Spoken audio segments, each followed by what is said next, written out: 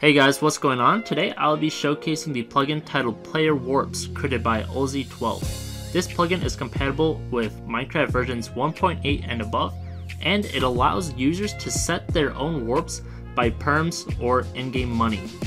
This plugin is super configurable with support for SQL, Bungie, a lot of big claim plugins, and it also offers a lot of ease of access config options, such as automatically purging old warps via player inactivity, or just the warp not being active as well.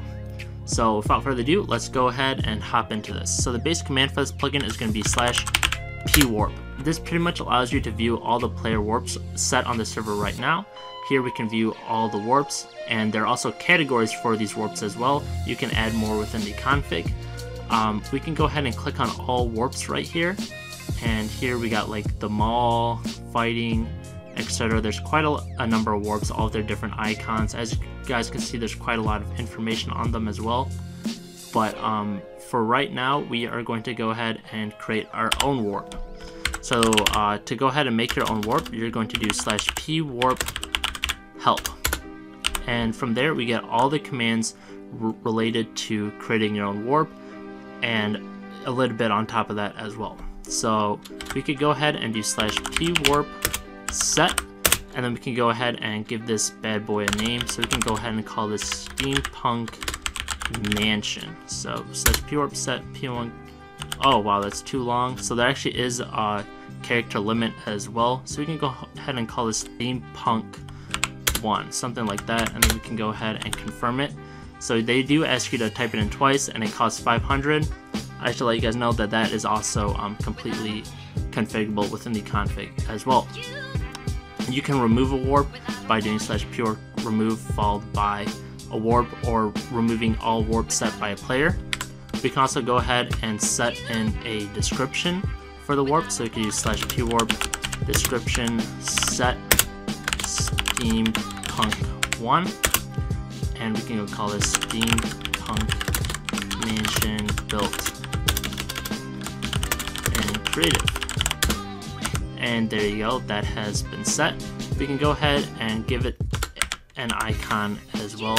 So we can do /pwarp, and this icon will appear when you're looking at it in the PlayerWarp GUI menu. So we can go ahead and set this for Steampunk 1. There we go, we have set it to filled map, and we can go ahead and set in a category as well. So category and then Steampunk 1, and the category we can put into farms or something. It does have a little bit of a farmy vibe to it. And we can also go ahead and lock the warp. Pretty much what this does is it prevents players from being able to teleport to the warp at all while it is locked. And the last one, you can go ahead and adjust the costs of the warp. Alright, so we can go ahead and go into /pwarp now, and we can go ahead and view it. I believe we put into farms. So again, we have two farm warps here. We got Steampunk 1, owner Eric Barbwire. We have the exact location, which includes the world, the coordinates, and the amount of visits that a user has been there. Of course, is at 0. We just set it up. We got a description that we just set, even the day and time it was created, what category it's in, and along with ratings.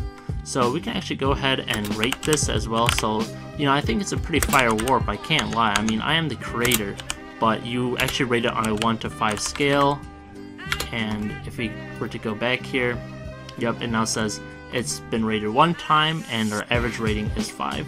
So if a warp's really popular, and enough people rate it, the owner bias won't really come into play. So if you want to go ahead and teleport to another warp, we can go to Warp Agrarian, and as you guys can see here, we have just been teleported to a new warp, and $5 has been taken from our in-game bank account. And again, that is completely configurable once again.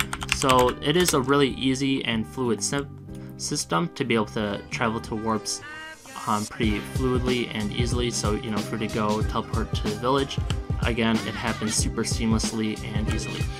So yeah guys, that about does it for the PlayerWarps plugin. Be sure to like, comment, and subscribe for more. Also, I'll leave a link to download this plugin down in the description below.